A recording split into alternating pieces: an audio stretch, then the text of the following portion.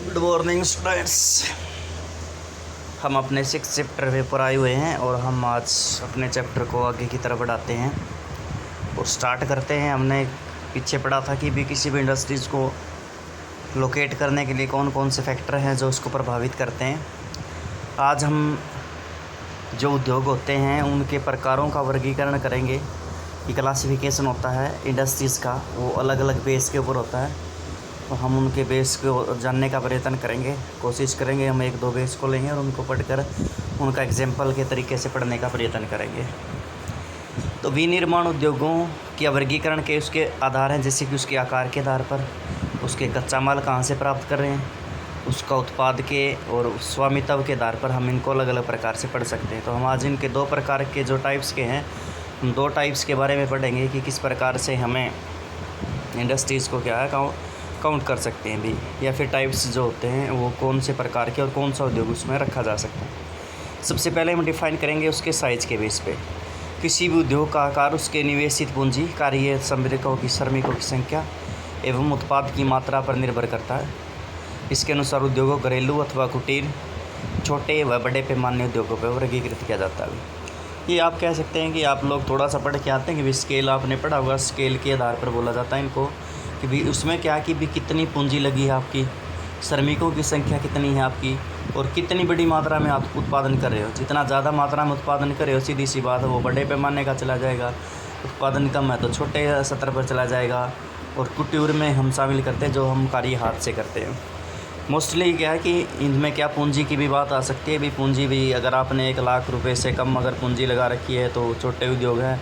भी 1 लाख से ज़्यादा लगा रखी है भी उसमें क्या भी बड़े स्तर के उद्योगों के अंदर काउंट किया जा सकता है। वो लेवल अपने अपने कंट्रीज़ का भी अलग अलग से रहता है, लेकिन फिर भी हमारे लिए जानने वाली जो बात है, हम इसको क्या है कि भी उस पूंजी के आधार पे तो नहीं पढ़ेंगे, लेकिन प्रोडक्शन के माध्यम से पढ़ेंगे और मशीनीकरण का कितना उपयोग हो रहा है उसके आधार पर हम बांटेंगे। सबसे इम्पोर्टेंट पर्सन है भाई कुटीर उद्योग। आपका अलग से भी पूछा जा सकता है कि बताएं कुटीर उद्योग किसे कहते हैं, कोई एग्जाम्पल बताएं, निम्नलिखित में से कौन सा कुटीर उद्योग का एग्जाम्पल है। 1 नंबर पर्सन भी आपसे पूछ सकते हैं भाई। यह निर्माण की सबसे छोटी इकाई आपने ध्यान रखना है। इसमें शिल्पकार स्थानीय कच्चे माल का उपयोग करते हैं और साधारण औजारों द्वारा परिवार के सभी सदस्य मिलकर अपने दैनिक जीवन के उपयोग के उपभोग की वस्तुओं का उत्पादन करते हैं। अब यहाँ पर जब भी आपसे याद ध्यान रख लेना, कुटीर उद्योगों की यदि बात हुई है तो उसमें क्या है कि जो सारा का सारा कार्य क्या होता है वो हाथ से ही माना जाता है, किया जाता है। जो शिल्पकार होते हैं, हाथों से जो काम किया जाता है उसके अंदर होता है। इसमें क्या परिवार के सारे सदस्य मिलेंगे और जो घरेलू वस्तुएं होती है जिसका हम डेली उपयोग में आती हैं उन्हीं का वो उत्पादन करते हैं भाई। तैयार माल या तो वे स्वयं उपभोग करते हैं, स्थानीय गाँव के बाज़ार में विक्रय कर देते हैं। कभी ये अपने उत्पादकों की अदला बदली भी करते हैं। पूंजी एवं परिवहन एवं उद्योगों को अधिक प्रभावित नहीं करते क्योंकि इन्हें अपने द्वारा निर्मित वस्तुओं का व्यापारिक महत्व कम होता है। अधिकतर उपकरण स्थानीय लोगों तक ही निर्मित होते हैं। दूसरी बात क्या है कि जब हमारा जो तैयार माल होता है इसमें वो क्या है कि मोस्टली हम उपयोग करना चाहते हैं अपने खुद के लिए, या कुछ बचता है तो स्थानीय गांव में आसपास के क्षेत्र में उनको बेच दिया जाता है। और कभी कभी इन उत्पादकों की अदला बदली भी की जा सकती है। तो यहीं पर एक और क्वेश्चन आपका फिट बैठता है, उसको कहते हैं बार्टर सिस्टम, वस्तु विनिमय प्रणाली। यानी कि आप एक वस्तु के बदले में दूसरी वस्तु लेते हैं तो वो क्या है आपका बार्टर सिस्टम कहलाता है। हमारा क्या कहलाता है वो बार्टर सिस्टम, या फिर आप उसको हिंदी में वस्तु विनिमय प्रणाली कहते हैं। तो आपका 1% यहाँ पर भी आता है। उसके बाद है कि भी पूंजी की यदि हम बात करें पूंजी एवं परिवहन की, तो इन उद्योगों को ये फैक्टर प्रभावित नहीं कर सकते क्योंकि ये स्थानीय स्तर पर क्या है सिर्फ और सिर्फ अपनी खुद की मांग या कुछ हद तक मतलब छोटे से स्तर पर क्या है उत्पादन व्यापारिक रूप से प्रयोग किया जाता है। इसलिए क्या है इसका महत्व कम होता है। और जो स्थानीय जो उपकरण होते हैं, या फिर हम बात कर सकते हैं जो इसमें मशीनरीज़ का उपयोग करें। मशीनरीज़ की तो मैं कहता हूँ कि उपकरण तो इसमें उपयोग ही नहीं होते। आप ये कह सकते हैं बस ये जो छोटे स्तर पर जो ये औजार वगैरह होते हैं, इंस्ट्रूमेंट की बात कर सकते हैं आप, तो वो आपको ये छोटे मोटे ही आपको देखने को मिलेंगे और वो आसपास के क्षेत्र में आपको देखने को मिल जाएंगे भाई। तो ये कुटीर उद्योग का एक आपका टाइप्स होता है भाई। उसके बाद आपको एग्जाम्पल बता रखे, याद कर लेना भाई इनको कि भी इसमें क्या है कि सबसे प्रमुख है जैसे खाद्य पदार्थ हैं, कपड़ा है, चटाइयाँ हैं, बर्तन हैं, औजार है, फर्नीचर, जूते या छोटी मोटी मूर्तियाँ बनाने का कार्य इसके अंदर शामिल किया जाता है। इसके अलावा पत्थर एवं मिट्टी के बर्तन, ईंट, चमड़े, कई प्रकार का सामान बनाया जाता है। सुनार सोना, चांदी, तांबे से आभूषण बनाता है। कुछ शिल्प की वस्तुएं बाँस और स्थानीय वन से प्राप्त लकड़ी से बनाई जाती है भी। तो ये कुछ इन एग्जाम्पल हैं, कुछ जो आपको याद हो सकते हैं। आप इनमें से इंपॉर्टेंट से कोई 4-5 इंपॉर्टेंट याद कर लें, आपको जो अच्छे लग रहे हैं, जिनको आप लगता है कि भी इनको आप याद कर सकते हैं भी। उसके बाद हम बात करते हैं छोटे पैमाने के उद्योगों के बारे में। यह कुटीर उद्योग से भिन्न है। इसमें उत्पादन की तकनीक एवं निर्माण स्थल घर से बाहर कारखाना दोनों कुटीर उद्योग से भिन्न होते हैं। इसमें स्थानीय कच्चे माल का उपयोग होता है और एवं अर्धकुशल श्रमिक व शक्ति के साधनों के चलने वाले यंत्रों का प्रयोग किया जाता है। रोजगार के अवसर इस उद्योग में अधिक होते हैं, जिससे स्थानीय निवासियों की क्रय शक्ति बढ़ती है। भारत, चीन, इंडोनेशिया, ब्राज़ील जैसे देशों ने अपनी जनसंख्या को रोजगार उपलब्ध कराने के लिए इस प्रकार के श्रम सघन छोटे पैमाने के उद्योगों को प्रारंभ किया। अब देखो, अब जिससे पता है छोटा यानी कि छोटे स्तर का एग्जाम्पल, लेकिन कुटीर से थोड़ा बड़ा होगा। और क्या है, हमारा जो है बड़े पैमाने की जो बड़ी बड़ी इंडस्ट्रीज़ होती हैं उनसे छोटा ही आप उसको रख सकते हैं। इसमें क्या है कि कुछ हद तक क्या तकनीक होती है वो निर्माण स्थल यानी कि घर से थोड़ा सा बाहर करेंगे। इसमें श्रमिकों की आवश्यकता पड़ेगी। श्रमिकों की आवश्यकताएं मिलेंगी तो आपको क्या है, आपको कुछ ना कुछ क्या देखने को मिलेगा अभी। आसपास के क्षेत्र से कुछ मशीनरीज़ वगैरह भी उपयोग में की जाएंगी। आसपास के क्षेत्र में जो कुशल या अर्धकुशल जो भी आपको श्रमिक मिल रहे हैं आप उनका उपयोग करेंगे और शक्तियों के साधन का चलने वाले यंत्रों का प्रयोग करेंगे, यानी कि मैंने आपको बता दिया मशीनरीज़ का उपयोग करेंगे इसके अंदर।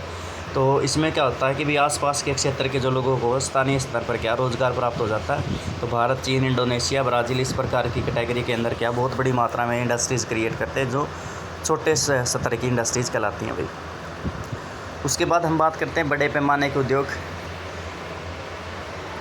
कि बड़े पैमाने के उद्योगों के लिए विशाल बाज़ार, विभिन्न प्रकार का कच्चा माल, शक्ति के साधन, कुशल श्रमिक, विकसित प्रौद्योगिकी, अधिक उत्पादन एवं अधिक पूंजी की आवश्यकता होती है।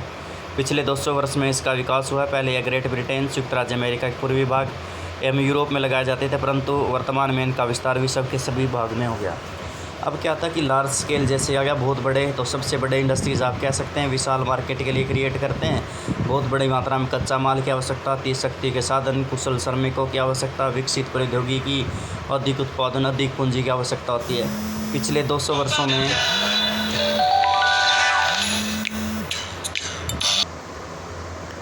हाँ भाई, जिस प्रकार से हम बात कर रहे थे कि भाई कुछ जो बीता हुआ समय रहा है कि 200 वर्षों का जो समय रहा है, तो उसमें क्या है कि जैसे ग्रेट ब्रिटेन, संयुक्त राज्य अमेरिका, यूरोप के अंदर आपको देखने को मिले थे भी बहुत बड़ी मात्रा में इंडस्ट्रीज़ क्रिएट हुई थी, क्योंकि इंडस्ट्रियलाइजेशन की शुरुआत आप सभी जानते हैं यूरोप से हुई थी। ग्रेट ब्रिटेन, उसके बाद अमेरिका इसके अंदर आया, पूरा यूरोप की बात कर सकते हैं। लेकिन आज के समय में बड़ी बड़ी इंडस्ट्रीज़ क्या है, डिसेंट्रलाइजेशन होने की वजह से क्या आज हमारे देश के अंदर भी क्या आपको विकासशील देशों की बात करें, हमारे देशों की बात करें, तो उनमें भी इनका उपयोग आज के समय बहुत बड़ी मात्रा में होता है, लगाई गई हैं। विश्व के प्रमुख औद्योगिक प्रदेशों को उनके विरुद्ध पैमाने पर किए गए निर्माण के आधार पर 2 बड़े समूह में बांटा जाता है। परंपरागत वृद्ध औद्योगिक प्रदेश, जिसके समूह कुछ अधिक विकसित देशों में हैं, उच्च प्रौद्योगिक वाले वृद्ध औद्योगिक प्रदेश, जिनका विस्तार कम विकसित देशों में हुआ है। अब ये क्या है कि इनको 2 प्रकार से ये इंडस्ट्रीज़ हैं जो लार्ज स्केल की बटी हुई हैं, जिसमें क्या है कि भी एक तो प्राचीन समय से क्या है कि वो इंडस्ट्रीज़ लगी हुई थी और वो क्या है विकसित जो डेवलप्ड कंट्री है उन्होंने उनको सेटअप किया है। लेकिन इसके अलावा क्या है कि भी कुछ उच्च प्रौद्योगिकी वाले क्षेत्र होते हैं वो भी लार्ज स्केल पर लगाए गए हैं, लेकिन वो क्या ज़्यादातर क्या कम विकसित क्षेत्रों के अंदर आपको देखने को मिलेंगे।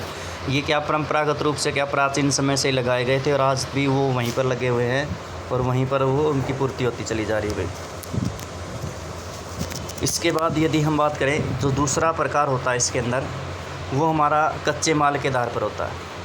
आपने सिर्फ एक बात ध्यान रखनी है, जो भी कच्चा माल आपने सिर्फ एक बात बतानी है, जिसको कच्चा माल जैसे कृषि से प्राप्त होता है तो आपने बताना कृषि आधारित उद्योग, कच्चा माल खनिजों से प्राप्त करें, खनिज आधारित उद्योग, रसायनों से प्राप्त करें तो रसायन आधारित उद्योग, वनों से प्राप्त करें तो वन आधारित उद्योग, और पशुओं से प्राप्त करें तो वन पशु आधारित उद्योग कहलाएंगे। यानी कि जिसको कच्चा माल जहाँ से मिलता है तो उसके बेस के ऊपर इंडस्ट्रीज़ को हम अलग अलग भागों में बांटते हैं। तो सबसे पहले हम पढ़ते हैं कृषि आधारित उद्योग। खेतों से प्राप्त कच्चे माल को विभिन्न क्रियाओं द्वारा तैयार मात्रा में बदल कर विक्रय हेतु ग्रामीण एवं नगरीय बाजारों में भेजा जाता है। प्रमुख कृषि आधारित उद्योगों में भोजन तैयार करने वाले उद्योग, शक्कर, अचार, फलों के रस, पेय पदार्थ, चाय, कॉफ़ी, कोकोआ, मसाले, तेल व वस्त्र, सूती, रेशमी, जूट तथा रबड़ उद्योग इसके अंदर शामिल किए जाते हैं। अब क्या होता है कि वे उद्योग जो अपना कच्चा माल कहाँ से प्राप्त करते हैं, खेती से प्राप्त करते हैं, कृषि से प्राप्त करते हैं, ठीक है, उनको कच्चे माल के रूप में उपयोग करते हैं और उसको मतलब क्या उसका रूप परिवर्तित कर देते हैं और उसके बाद क्या हमारे जो मार्केट के अंदर उसको सप्लाई किया जाता है। तो इसको क्या कहते हैं, कृषि आधारित उद्योग कहते हैं। अब मोस्टली क्या देखने को मिलेगा कि भी जिस प्रकार से हमारे आप इसको एग्जाम्पल डाल लें, इसके अंदर सूती वस्त्र उद्योग है, रबड़ उद्योग है हमारा, ठीक है, तो ये क्या है, कृषि आधारित है। या फिर आप कह सकते हैं हमारी जो शुगर इंडस्ट्रीज़ है वो भी सारी की सारी क्या हमारी कृषि आधारित उद्योग है, उनको जो कच्चा माल है वो कृषि से प्राप्त होता है भाई। उसके बाद ये क्या लिखा है, भोजन प्रसंस्करण है, कृषि से तैयार खाद्य माल में मलाई का उत्पादन, डिब्बा खाद्य फलों को तैयार करना और मिठाइयाँ सम्मिलित की जाती हैं।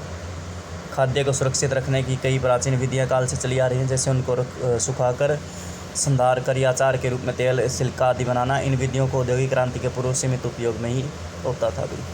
ये कुछ एग्जाम्पल डाल रखा भी उसके अंदर, बाकी आपको कोई आवश्यकता नहीं इसकी तरफ इतना ध्यान देने की। हमारा जो दूसरा क्वेश्चन रहेगा वो खनिज आधारित उद्योग रहेगा कि भी इन उद्योगों खनिजों को कच्चे माल के रूप में प्रयोग करते हैं, यानी खनिजों को कच्चे माल के रूप में उपयोग करेंगे। अब जैसे सिंपल सी है, लोहे से तो धात्विक खनिजों का उपयोग करते हैं, जैसे लोह इस्पात हमारा आयरन एंड स्टील इंडस्ट्रीज़ है, वो आयरन ओर को, हमारा लाइमस्टोन को या फिर कोल को कच्चे रूप में प्राप्त कर रहे हैं, इसलिए इनको क्या कहते हैं, खनिज आधारित उद्योग कहा जाता है। इसके अलावा एल्यूमिनियम है, तांबा और हमारी जवाहरात से उद्योग इसके अंदर शामिल किए जा सकते हैं। दूसरे नंबर पर एक और है हमारा रसायन उद्योग है। इससे आगे इस प्रकार के उद्योगों को प्राकृतिक रूप से पाए जाने वाला रासायनिक खनिजों का उपयोग होता है, जैसे पेट्रो रसायन उद्योग होते हैं, यानी कि आप कहेंगे कि जो रासायनिक खनिज होते हैं उनके रूप में उपयोग करते हैं। खनिजों की भी बात छोड़ सकते हैं आप, जैसे कि रासायनिक पदार्थ लिख सकते हैं, खनिज लिख सकते हैं, एक ही बात हो जाएगी भी, कोई सिंपल बात है। तो अब जैसे पेट्रो रसायन उद्योग होता है तो वो जो खनिज तेल होता है जब हम निकालते हैं तो उसमें से बहुत बड़ी मात्रा में, जैसे गंधक वगैरह की बात है, पोटासियम है, रंग रोगन के लिए, प्लास्टिक इंडस्ट्रीज़ के लिए बहुत बड़ी मात्रा में क्या करते हैं, कच्चा माल प्राप्त करते हैं और उसके बाद क्या है कि उसका उपयोग कर वो उसको क्या है यूज करते हैं। तो इसलिए क्या इनको पेट्रो रासायनिक इंडस्ट्रीज़ के अंदर शामिल किया जाता है। तो एक ये रसायन आधारित उद्योग की कैटेगरी में आएगा। उसके बाद वनों पर आधारित उद्योगों की बात करेंगे। वनों से प्राप्त कई मुख्य एवं गौण उपज कच्चे माल के रूप में उत्पाद के रूप में ली जाती है, जैसे फर्नीचर उद्योगों के लिए इमारती लकड़ी, कागज उद्योगों के लिए लकड़ी, बांस एवं घास तथा लाख उद्योगों के लिए लाख वनों से ही प्राप्त किया जाता है। उसके बाद यदि हम बात करें कि भी वनों से क्या कि भी प्राप्त है, जो बहुत सारा हम जो पदार्थ प्राप्त करते हैं उसमें क्या है कि उद्योगों के रूप में प्रयोग किया जाता है। जैसे हम फर्नीचर का एग्जांपल लेंगे यहाँ पर, या फिर हमारे कागज़ इंडस्ट्रीज़ का एग्जांपल लेंगे, जिसमें क्या कि हमें वृक्षों की आवश्यकता पड़ती है, लकड़ी की आवश्यकता पड़ती है, जिसको उसके बाद क्या है उसको पेपर में कन्वर्ट कर दिया या हमने लकड़ी का कोई भी मटेरियल बना दिया, तो उसको वन आधारित उद्योगों की कैटेगरी के अंदर रखा जाता है भाई। सबसे लास्ट आता है इसमें हमारा फाइनल है, उसको कहते हैं पशु आधारित उद्योग। कच्चे माल के आधार पर ये 5वीं प्रकार से है, जिसको हम पशु आधारित उद्योग बोलते हैं। चमड़ा एवं ऊन पशुओं से प्राप्त प्रमुख कच्चा पदार्थ है। चमड़ा उद्योग के लिए चमड़ा एवं ऊनी वस्त्र उद्योग के लिए ऊन पशुओं से प्राप्त की जाती है। हाथी दांत उद्योग के लिए दांत भी हाथी से ही प्राप्त किए जाते हैं। अब सिंपल सी बात है कि भी आप पहले तो यही बात लिखेंगे कि वो उद्योग जिनको कच्चा माल क्या है उनको पशुओं से प्राप्त होता है, उन उद्योगों को क्या कहते हैं, हम पशु आधारित उद्योगों की कैटेगरी के अंदर रखते हैं। अब सिंपल सी बात है, जैसे हम बात करें चमड़ा है और ऊन है, हम सीधे तौर पर पशुओं से प्राप्त होते हैं। तो चमड़ा उद्योग हमारे लिए, और एक हमारा जैसे ऊनी वस्त्र की बात की है तो हमने ऊन कहाँ से प्राप्त हो रही है, वो भी हमें पशुओं से प्राप्त हो रही है। तो सीधे तौर पर ये इंडस्ट्रीज़ के हमारे पशु आधारित उद्योगों की कैटेगरी के अंदर आएंगे। या एक और एग्जांपल आप डाल रखा हाथी दांत वाला, ये भी पढ़ सकते भाई।